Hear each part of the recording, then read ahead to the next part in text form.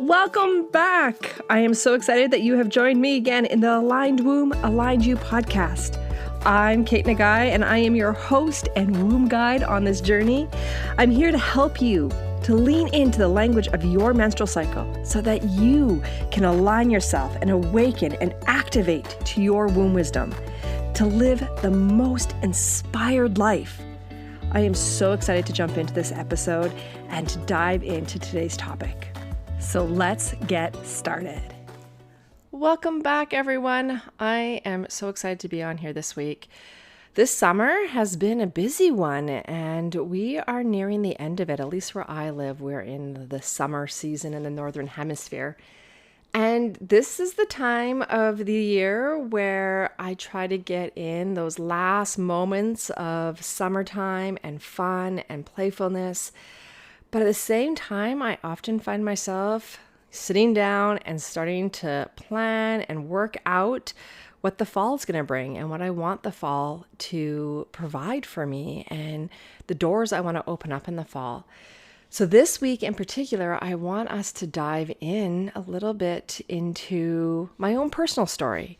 I want us to go into, or I want to share, I should say, my journey of becoming a mom, of finally conceiving when I was pretty hopeless at the time.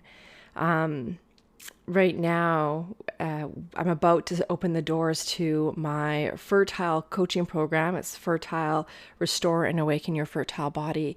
And it's a 3-month coaching container that I really take women on a journey and really deeply nourish them so that way they leave feeling empowered back on their journey, that they feel inspired, and that really can start to trust their instincts and trust their inner knowing that pregnancy is on the way and that it's on the way soon, that they are able to conceive, that they are able to become mothers. Because that wasn't necessarily my journey in the beginning. It was one that I, crafted and had to move about through some difficult pain points to get to this place where I no longer felt broken, that I really felt empowered in my journey and I felt inspired and I felt possibility there. So my fertility journey was back in 2012. Yeah, I think it was about 2012, maybe 2011, very end of 2011. My husband, who at the time we were just living together, we weren't married, which I share that now because it is a key component to my journey. We were living together and we decided that we wanted to start having kids because we were both in our 30s. We both were thinking about the future, and there is that dialogue that we're taught as women that we are a ticking clock, that, there's only so much time. And so, when I knew my husband was the one, I wanted to start having babies. I wanted to start to create that because I was in my 30s and I didn't know how long it was going to take. In fact, I thought it was actually going to be fairly easy. I didn't expect to be on the journey that I was on.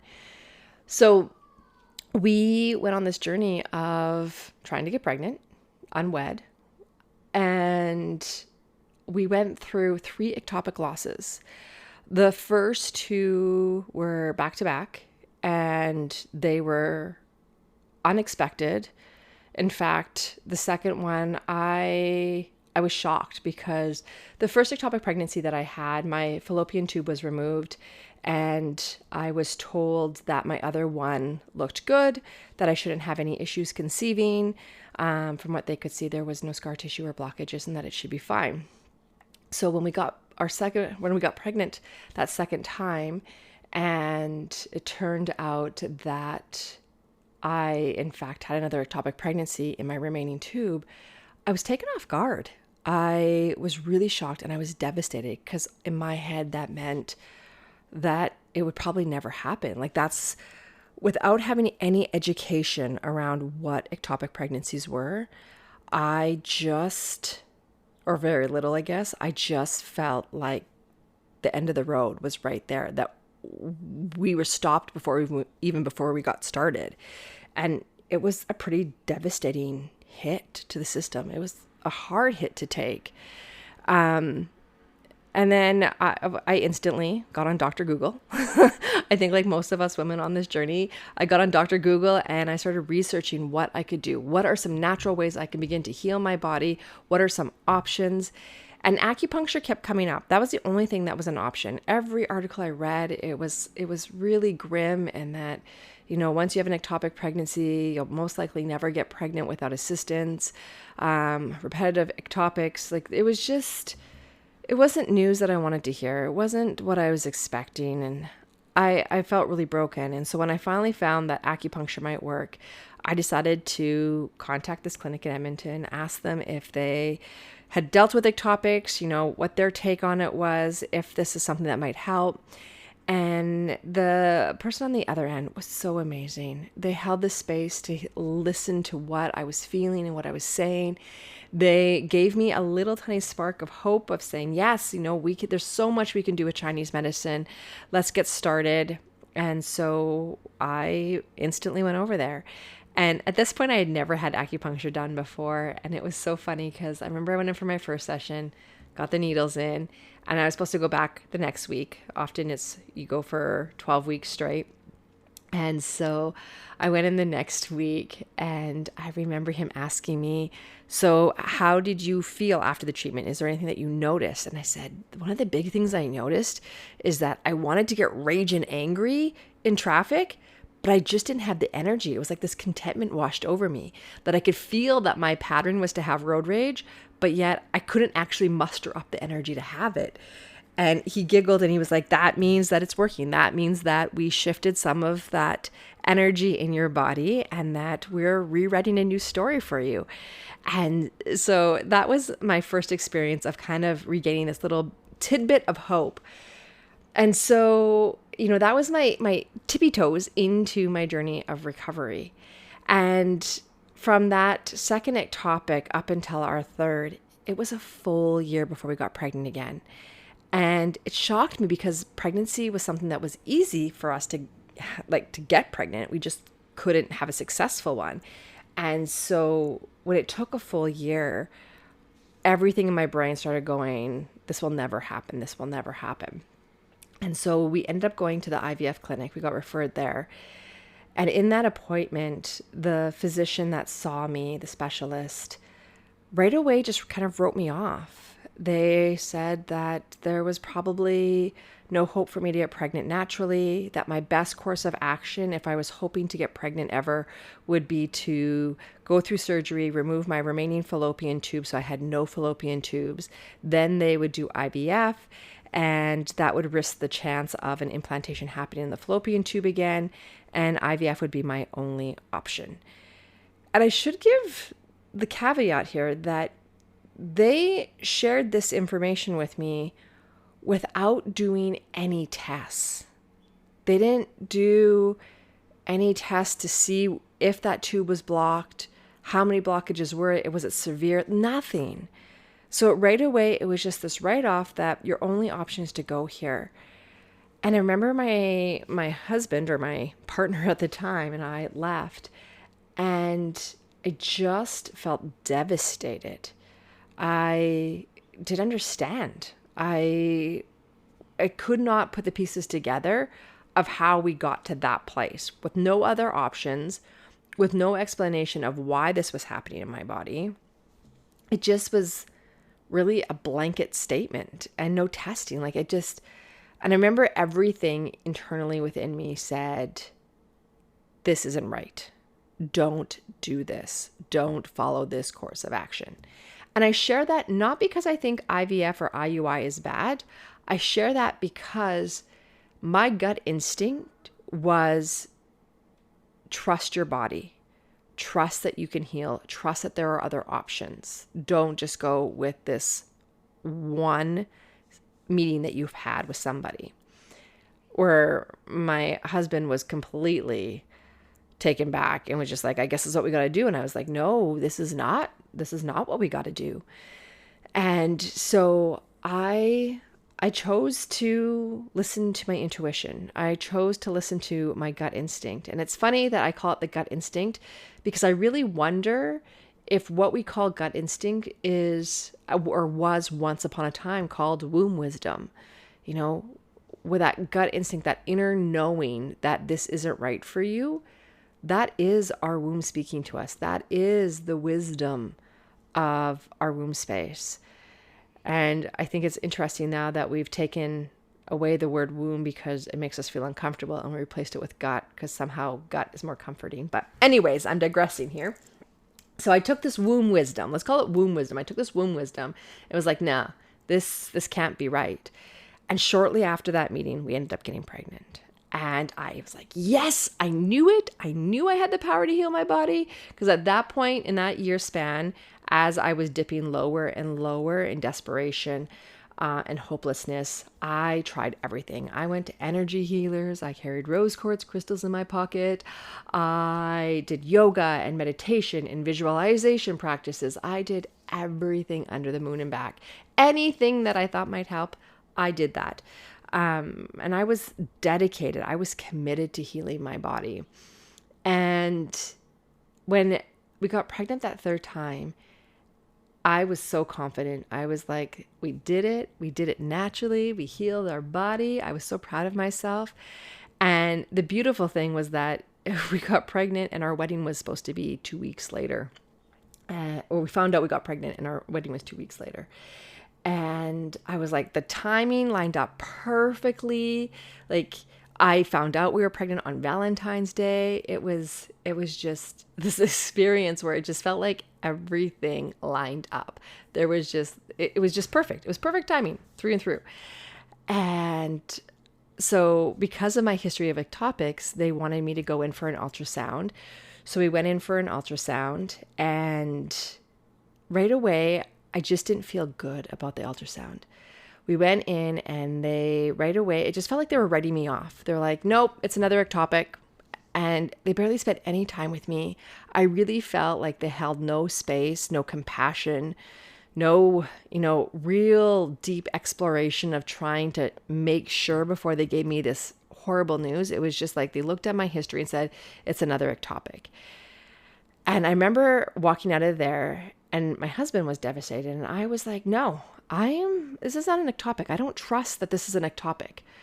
And I, right away, before I even left the change room, I called my acupuncturist. And I was like, what do I do? And he was like, well, you know what? Go home, get a second opinion tomorrow. Go back and ask for another second opinion. If you don't feel comfortable, don't do anything that you don't feel comfortable with. If it's not life and death. So that's what I told them. I said, unless if this is life and death, I would like to get a second opinion tomorrow. I'm going to go home and just process the information. And they didn't feel comfortable with it. They're like, you need to go to the hospital. You need to talk to a doctor first. So that's what I did. I went to talk to the doctor, and I was like, I get that I'm leaving on my own accord. This is against your medical opinion, but I truly do want a second opinion before you make me make this decision. And so I left.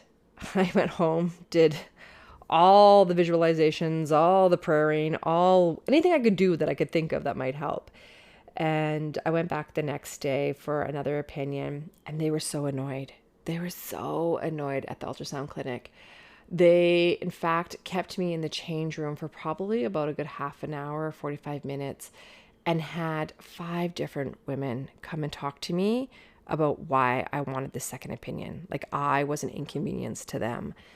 And I just was so annoyed. And I got to the point where I was just like, listen, I want a second opinion. You're asking me to do something that is a pretty big deal. You're asking me to terminate a pregnancy that I have been trying so hard for a year and a half. Like, this is not okay with me.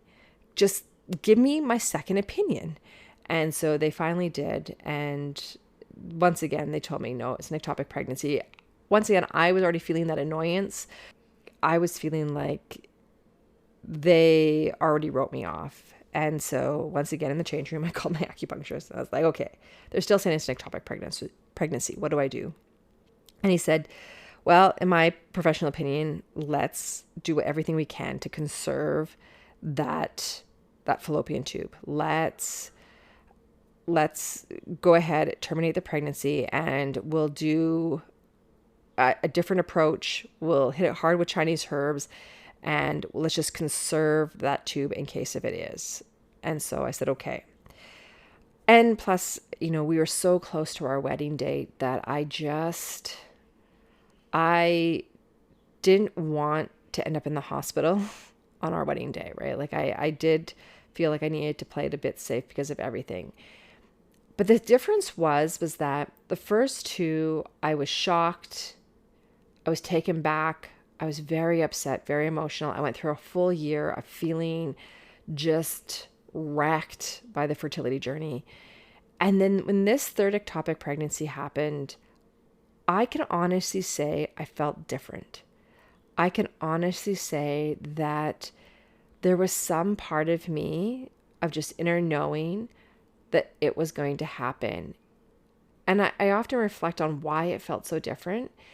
And I really do think it was because the community of practitioners that I had supporting me and holding space, the people that were telling me that it was going to be okay, that there were options, right? And I think that was the difference, was that I had people on my team that were constantly exploring and researching and doing everything humanly possible, and it never once told me you have no hope.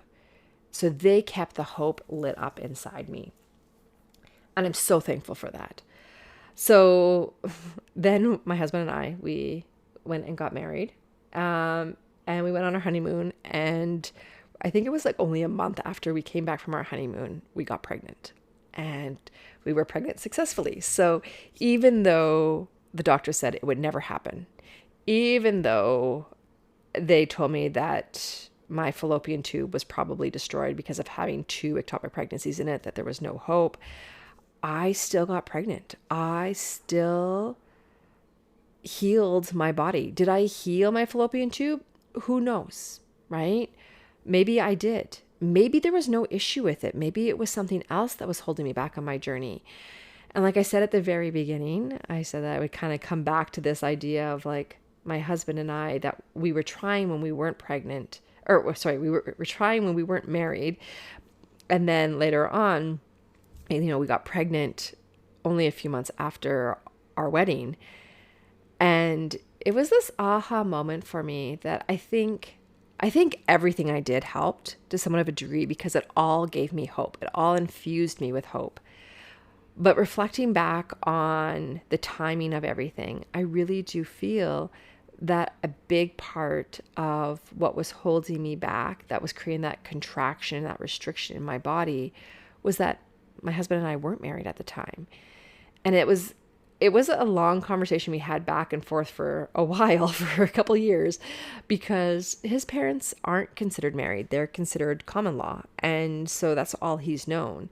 And so to him, a piece of paper really didn't dictate the degree of love, or if the marriage was going to last, or the level of commitment, or anything like that. He just felt like it was a piece of paper. Like, what's the point? For me, it meant so much. And it meant so much because of some deep trauma that I was still holding in my body, that I wasn't fully cognitive of how it was affecting me. But my parents were pregnant with me when they were teenagers. And they got a lot of pushback. They went through a lot of trauma and a lot of fighting for their choices, for their rights to choose what they wanted to do for the pregnancy with family, because a lot of the family wanted them to abort. And my parents made a go of it. In fact, they stayed married their whole life together, up until my dad passed away. They've been together since my mom was 14 years old, and she's now almost 60. And so, there was a part of me that I realize now, I personally believe, that was very contracted in my womb space because of my parents' experience of being judged about having a baby out of wedlock, of having an accidental pregnancy. You know, at the time, a lot of people would just get married if they found out they were pregnant because that's what you did. You never announced that you got pregnant out of wedlock. You just kind of had this wedding and then, oh, the baby came early kind of idea thing. And my parents chose to do it differently. My mom wanted to sign her own marriage papers when she was 18 and she had me at 16. So they were unwed for 2 years before their wedding. I was 2 years old almost at their wedding. And they went through a lot of judgment. They went through a lot of prosecution about their choices. And it took a long time for my mom to heal emotionally from that. And I didn't realize how much that had impacted my womb space until I went on my fertility journey. And it was like this aha moment that I personally think that the moment my husband and I the moment that we did get married, I got pregnant right afterwards because I could finally relax into it. I felt safe. I felt at ease. I felt like people weren't going to go, oh, did you get married because you were pregnant? Like, even though I was in my 30s and it was a very different situation, I think I was holding on to a big portion of my mom's story that was holding me back. And the reason I want to share this with you guys today is because this is the impact of the womb space. Whether it is you're on an infertility journey that you just feel like you can't beat, whether it is that you're dealing with some kind of diagnosis about your womb space or your cycle, our womb holds trauma. Our womb holds stories. And when we don't find an outlet to process and to release that, it can continue to work its way into our life and talk to us. And so for me, it was going to see a womb healer who, was able to release some of that tension, some of that story that was being held in my womb space.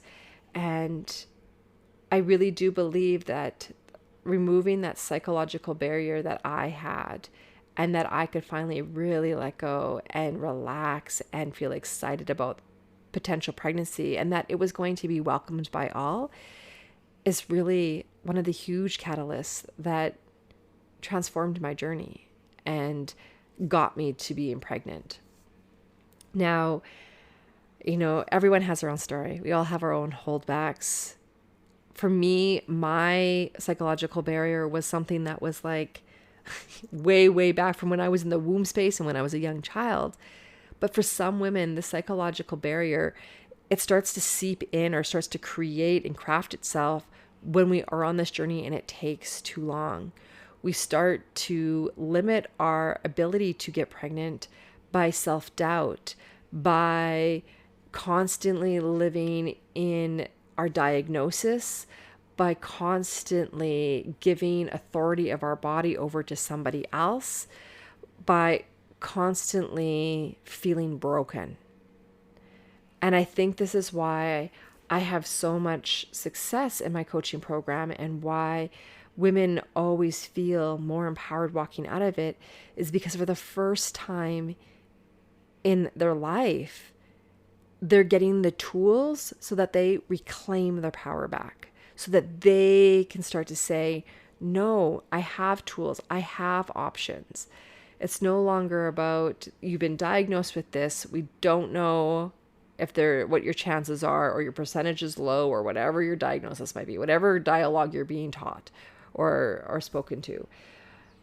Instead, you're like, no, conception is something that's within myself, and I can get there. I can get there when I have the right tools. I can get there when I know how to support my nervous system. I can get there by knowing how to begin to heal my body by increasing circulation in the womb space. I know how to get there by trusting. I know how to get there by seeking so many amazing professional, holistic practitioners who really are doing the work. And, there is just so many unlimited possibilities in healing our fertility that I just think we're not being taught or that we're not given awareness to until we find the right person who opens up that box and says, no, here's all your options. Here's all your gifts. So I want to leave you with this call of knowing I was somebody who was very broken on the journey. I was somebody who was told that realistically I would never get pregnant on my own.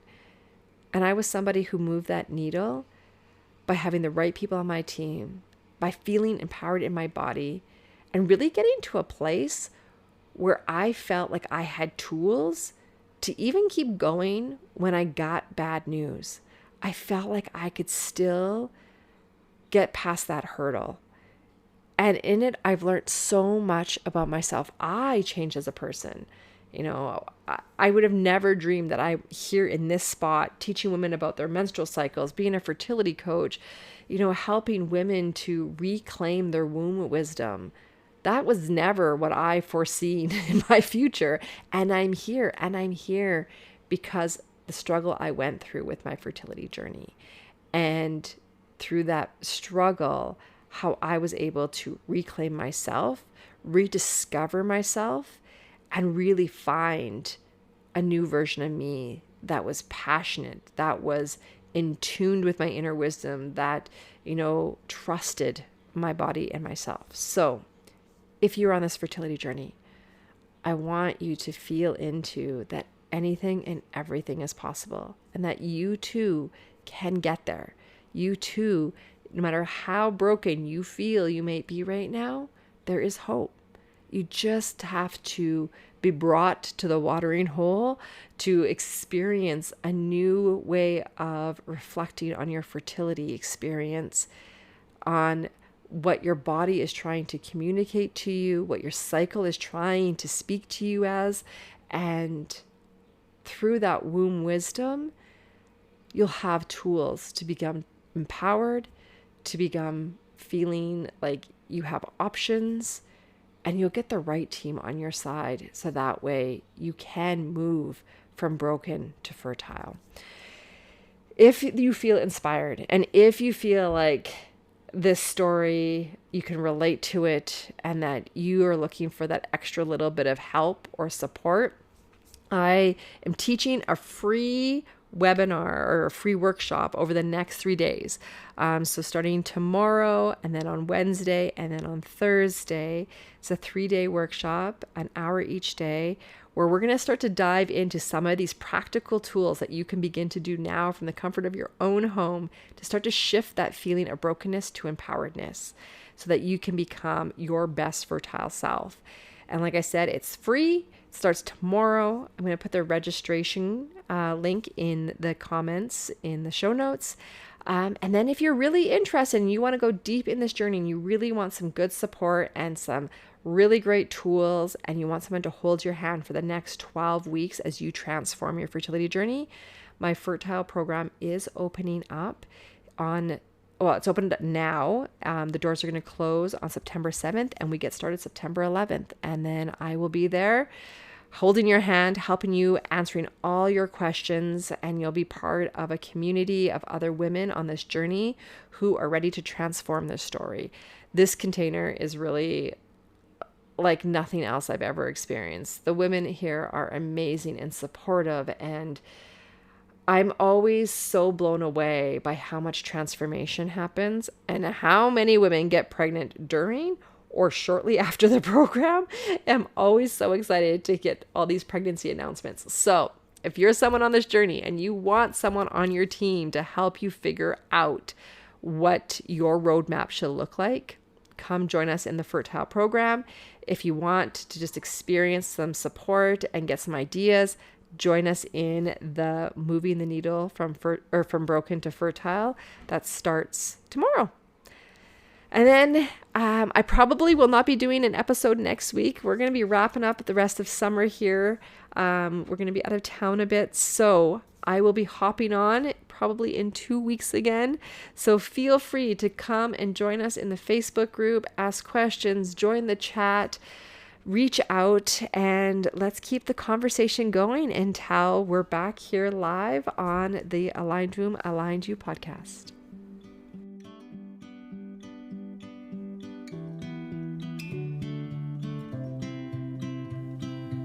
Are you excited about aligning to your cycle? If so, make sure that you subscribe to this podcast and like the episode if it really resonated with you. Until next time, remember, womb wisdom equals connection to self, which ultimately equals inspired living.